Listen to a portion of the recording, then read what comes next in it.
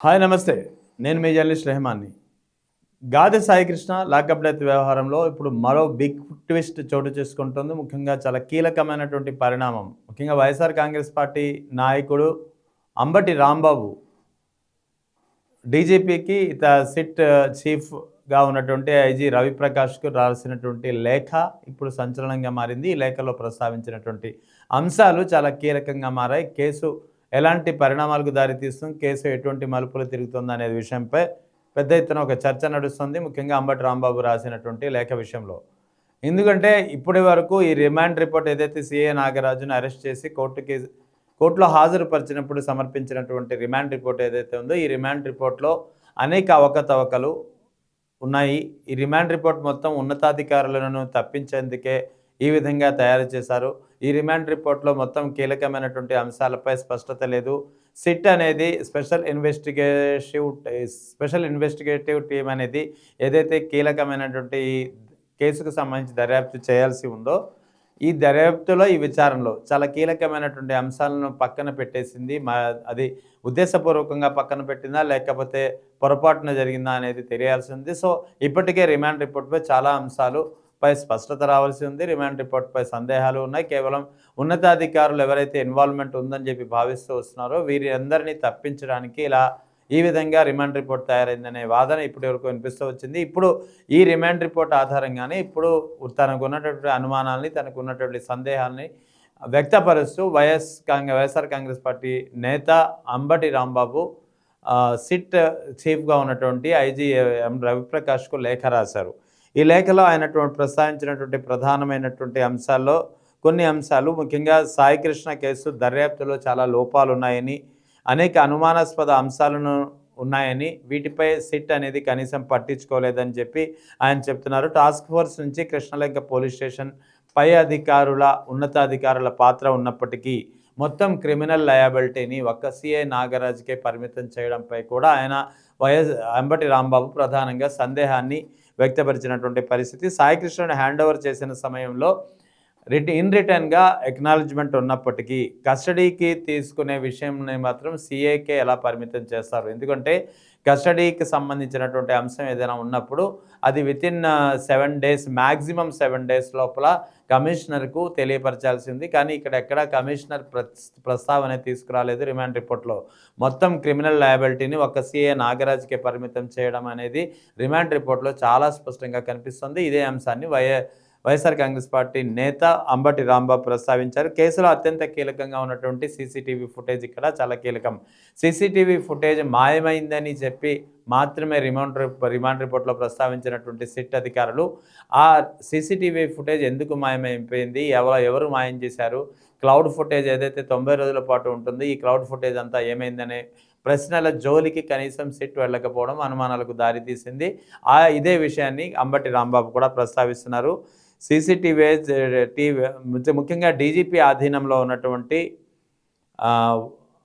ఈ టెక్నికల్ వింగ్‌లో ఉన్నటువంటి ఫుటేజ్‌ను వెంటనే ఎందుకు సీజ్ చేయలేదు? ఓవర్ రైట్ లేదా డిలీట్ అయ్యే అవకాశాలు ఉన్నప్పటికీ ఆ దిశగా ఎందుకు సిట్ కనీసం విచారణ చేయలేదనేది ప్రధానంగా ఆయన ప్రస్తావిస్తున్నటువంటి అంశం. ఇక పోలీసు అధికారులకు సంబంధించినటువంటి ఫోన్లు, అంటే ఈ కృష్ణలంక పోలీస్ స్టేషన్‌కి సంబంధించినటువంటి పోలీసులే కాకుండా ఎవరైతే ఉన్నతాధికారులుగా భావిస్తున్నారో ఈ ఉన్నతాధికారులకు సంబంధించినటువంటి ఫోన్లు, మెసేజ్‌లు, కాల్ రికార్డ్సు, ఎలక్ట్రానిక్ కమ్యూనికేషన్ అన్ని అంశాలపై విచారణ చేసి ఉంటే ఖచ్చితంగా సాయికృష్ణ విషయంలో ఏదైతే పెద్ద కుట్ర ఉంది, ఒక కాన్స్పిరసీ జరిగిందని చెప్పి ఒక ఆరోపణ, ఒక విమర్శ వస్తుందో ఇవన్నీ వెలుగులోకి వచ్చి ఉండేవి అనేది ప్రధానంగా అంబటి రాంబాబు చెప్తున్నారు. సిట్ ఈ దిశగా కనీసం వెళ్ళలేదని కూడా ఆయన చెప్తున్నారు. ముఖ్యంగా బిఎన్ఎస్ఎస్ భారతీయ న్యాయ స్మృతి బిఎన్ఎస్ఎస్ సెక్షన్లు 61, సెక్షన్ 3 క్లాజ్ 3 కింద క్రిమినల్ కాన్స్పిరసీ, క్రిమినల్ ఇంటెన్షన్ అనే అంశాలు ఎందుకు నమోదు చేయలేదని కూడా ప్రధానంగా అంబటి రాంబాబు ప్రశ్నిస్తున్నారు. Vijayawada command and control matrix surveillance system 90 రోజుల క్లౌడ్ బ్యాకప్ అనేది ఇక్కడ చాలా కీలకమైంది. కనీసం ఈ దిశగా, అంటే సీసీటీవీ ఫుటేజ్ మాయమైపోయిందని చెప్పి ప్రస్తావించినటువంటి రిమాండ్ రిపోర్ట్‌లో సిట్ ప్రస్తావించిన అంశం ఓ పక్కన ఉంటే, కనీసం ఇక్కడ మ్యాట్రిక్స్ సర్వేలెన్స్ సిస్టమ్ ఉంది. తర్వాత 90 రోజుల క్లౌడ్ బ్యాకప్ అనేది ఫెసిలిటీ ఉంది. సో, ఇలాంటి ఆధునికమైనటువంటి ఫెసిలిటీని మ్యాట్రిక్స్ సర్వేలెన్స్ సంస్థ, ఏ సంస్థ అయితే ఇక్కడ టోటల్ సీసీటీవీ ఫుటేజ్ యొక్క వ్యవస్థను పర్యవేక్షిస్తుందో, ఆ సంస్థకు 90 రోజుల క్లౌడ్ బ్యాకప్ ఉందనే విషయం కూడా ఉంది. కనీసం ఆ దిశగా కూడా ఈ సిట్ అనేది దర్యాప్తు చేయలేదు. సో, మొత్తం ఈ అంశాలు ఏదైతే ప్రధానంగా ఇప్పటివరకు ప్రస్తావిస్తూ వచ్చామో, ఒకటి 90 రోజుల క్లౌడ్ బ్యాకప్‌కు సంబంధించినటువంటి అంశం. రెండవది సీసీటీవీ ఎందుకు మాయం చేశారు? ఎవరు మాయం చేశారు? ఎలా మాయమైంది అనే విషయం. అది కూడా నెల రోజుల పాటు సీసీటీవీ ఫుటేజ్ లేకుండా ఉండడం అంటే ఇది ఉన్నతాధికారులకు తెలియకుండానే జరిగిందా? అదేవిధంగా మొత్తం క్రిమినల్ లయబిలిటీని సీఐ నాగరాజుకి ఎందుకు పరిమితం చేయాల్సి వచ్చింది? పోలీస్ కస్టడీకి సంబంధించినటువంటి అంశం కమిషనర్ ఆఫ్ పోలీస్‌కు గరిష్టంగా వారం రోజుల్లో తెలియాల్సి ఉంటుంది. అటువంటప్పుడు కమిషనర్ ఆఫ్ పోలీస్ ఇక్కడ పాత్ర ఎందుకు ప్రస్తావించలేదు? సో, ఈ అంశాలన్నీ పెద్ద ఎత్తున అనుమానాలకు తావిస్తున్నాయి. అదేవిధంగా హైకోర్టుకి ఎందుకు తప్పుడు సమాచారం ఇచ్చారు? మే 6, 7 తేదీల్లో సాయి కృష్ణను కృష్ణలంక పోలీస్ స్టేషన్‌లో చూసినట్టు రిమాండ్ రిపోర్ట్‌లో ఒక ఎస్ఐ వాంగ్మూలాన్ని పొందుపరిచినటువంటి సిట్ అధికారులు, మరి ఆ తరువాత జూన్ 2వ తేదీ తర్వాత హెబియస్ కార్పస్ పిటిషన్ విచారణ హైకోర్టులో జరిగినప్పుడు ఇదే కృష్ణలంక పోలీసులు సాయి కృష్ణ ఆచూకీ తెలియలేదు, గాలిస్తున్నామని చెప్పడం అంటే ఇది తప్పుడు సమాచారం కదా, హైకోర్టును సైతం పక్కదారి పట్టించే అంశం కదా. ఈ అంశాన్ని రిమాండ్ రిపోర్ట్లో ఎందుకు ప్రస్తావించలేదు? సిట్ ఆ దిశగా ఎందుకు దర్యాప్తు చేయలేదు?